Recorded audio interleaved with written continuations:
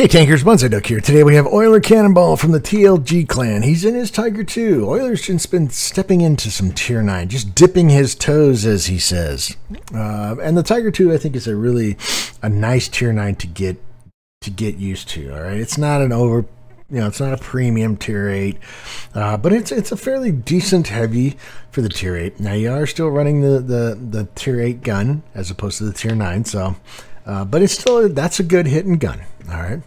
He finds himself on Marn Moravanka in a standard battle in a tier 8, tier 7 game. So top tier heavy should do fairly well. I mean, tier wise, let's see, the low and the T-34, yeah, they can hurt. I mean, there's tanks out there that can hurt you. Don't get me wrong. But can you return the favor with greater impression? I believe so. So, anyway, he spawned in the south and looks to be headed, we're going to slow it down here, and seems to be headed back to, or over to the west. Now, just for informational purposes, he sent some info on the tank. It's modified configuration, hardening, and rammer. Okay. I would think the rammer I would have gone maybe with, if not, Vert stabs the rotational device as opposed to maybe the hardening or the modified configuration, and simply because the gun is what makes this tank really good, and you want to help out that turret rotation, stuff like that. The configuration and the hardening, I fully understand. They do protect you in other areas. So, crew wise, they all have BIA. The commander has 6th Sense and Recon at 65%. So. Good there. I like the 6th Sense. The Recon, yeah, okay. Gunner, Deadeye, and Repairs. I would have gone maybe with Deadeye and, I don't know, Snapshot maybe?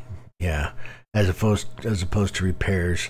Again, helping the gun, because that's what makes this tank... in a heavies, you want to focus on your gun. You want to try to keep your gun in the game, and anything you can do to help with that is going to be useful. Repairs is not bad. Don't get me wrong. It's a personal preference. I think there are some standard crew skills that I think everybody agrees with. BIA, 6th Sense, stuff like that. Situational awareness, recon, stuff like that. Depending on what type of tanks you're running.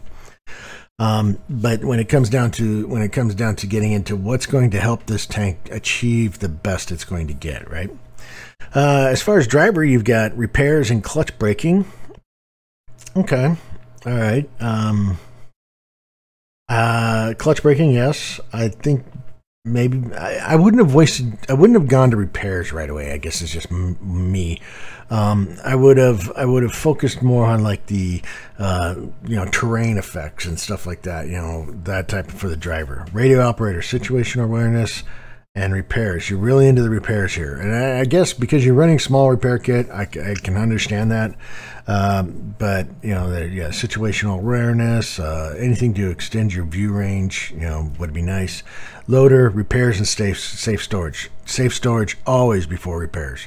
My loaders generally go safe storage right out of the gate, right after BIA, just simply because I hate getting ammo racked.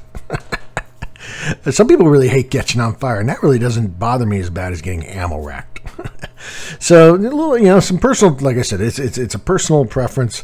I think, when it comes to the crew skills, there again, like I said, there are some certain things that should just be standard.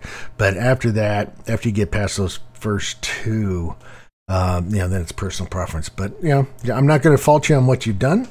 I would maybe have just changed up the order in which you did it. So anyway, that's the information about the tank. Okay, so now let's get back to the game.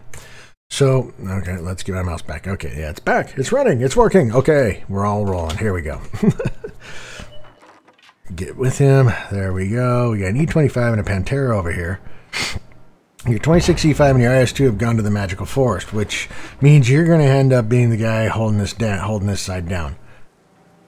This is always a dangerous area right here because you're moving into an area where you can start receiving crossfire. Okay.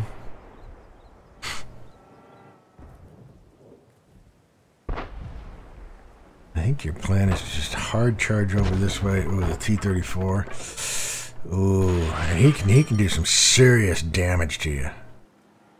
But you want to take on the P-88.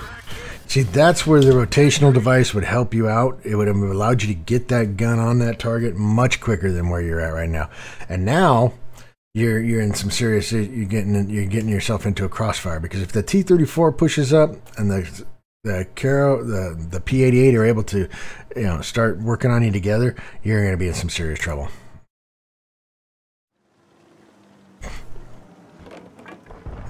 Oh, now you've turned your side to the.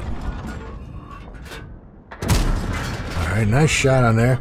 Luckily, the T-34 and the T-20 came over to help you, so now you've distracted him. Now you got the P-44 coming in behind him, and you're able to get rid of him before that T-34 could get up on the hill and actually get his gun into the game. So, good that your team was able to see that you were a little overextended. You didn't take a lot of damage, so I mean that's good. Now over here, be careful, be careful, be careful. Don't push out too far. Oh, you bounced him. That was lucky. 400 bounce. All right, let's take a look at this just quickly here. All right. All right, and the only reason I'm bringing this up is because you're starting to flat plate yourself. All right. You're flat plating your tank, right? You're flat plating your upper hull here, all right? And he's just going to butter that thing, just absolutely butter it. What you want to use is you want to obviously use the angle of the tank. So I think where the Pantera is right here. Now, granted, he's a little bit overextended to the right. I think if you'd come down the road and kind of get face into this hill, then you would be just showing your turret and still get some shots on him, as opposed to where you're actually flat plating, and we'll see how it works. And that's what I meant. All right, he's dead, but you just took an unnecessary hit.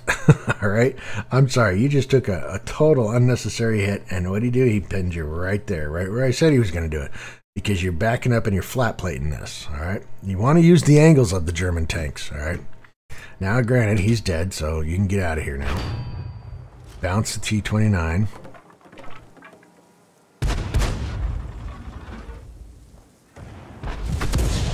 All right, we're hiding a little bit here.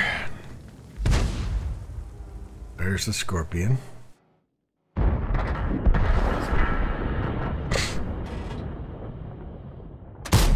Oh, that would have been a pixel shot. That would have been a nice pixel shot, but still a pixel shot. I mean, your team is winning the Magical Forest. They should get rid of that low here fairly quickly. Oh, what was that? The M12 takes out the T-29. Okay, you want to be careful coming over here to take on this Scorpion, because you see what the Panther 88 is doing? He's coming around here, and he's a quick-firing gun and very accurate.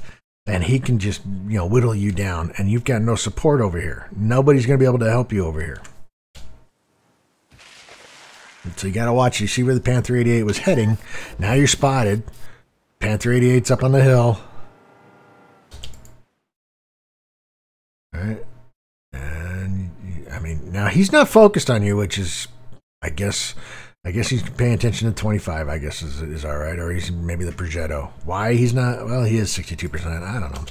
I would just be careful. Anyway, he's down. E25 took him down. Scorpion's right there. And you managed to get a shot into him. Keep moving. Don't stop. Keep moving. Don't stop. Keep moving. Don't stop. There you go. You managed to survive that. I think it was a dangerous choice, but you did well and you survived it.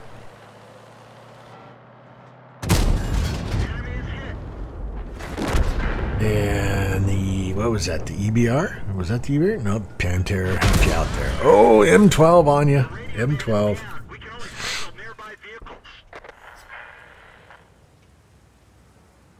And I don't think you're going to get... Are you going to get the M12? See, the rotational device would help you out so quickly. I mean, just the lag in moving that turret. But that's the victory. All right, well, you got a third class out of that. You got a Hand of God, Duelist, Fire for Effect, 43,340 in credits, 6,055 in experience. You did 2,129 in damage, and you said this was your first 2K victory in the Tiger 2? Well, your first 2K damage in the Tiger 2, I think is what you said in your notes. Got 2 kills for base XP of 807. All right, so, I mean, you did do a lot of damage. Don't get me wrong. 2065 did a lot of damage. The other team was just kind of melting fairly quickly. I mean, look at that low. I mean, that guy. Good Lord. You fired 8 shots. Of those 7 hit, and of those 7 penetrated. So, I mean, good grouping there. You did block 640. You could have blocked a little bit more. And you managed to assist with 568. Made some credits, made some experience. I mean, as you will find with Tier 8, your mistakes will get amplified. All right, you took unnecessary damage from the T-34. You didn't have to take that damage.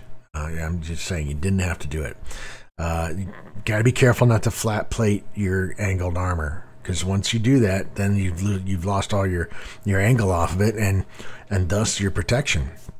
I would seriously consider maybe getting rid of one of the hardening or the modified configuration and going into and getting the rotational device or vert stabs, something to help with that gun traverse, because that gun traverse is just going to kill you and get you killed because it is so slow and painful. But otherwise, I think starting Tier 8, that wasn't a bad game. You did put yourself in some situations that I think could have really been bad for you had the other team been, taking advantage of it. So, had the T-34 come up when the 88 was going after you, I think you could have really been smacked around there. Had the Panther 88 chose to shoot you as opposed to, taking on the E-25, you got saved by teammates that were willing to jump in and take advantage of a situation. But that doesn't always happen, so be careful. Anyway, that's Oiler Cannonball from the TLG clan in his Tiger 2 on Morvanka in a standard battle. If you liked the video, hit the like button. Keep those videos coming. I greatly appreciate it. Please remember to hit the subscribe button. This is Bonsai Duck out.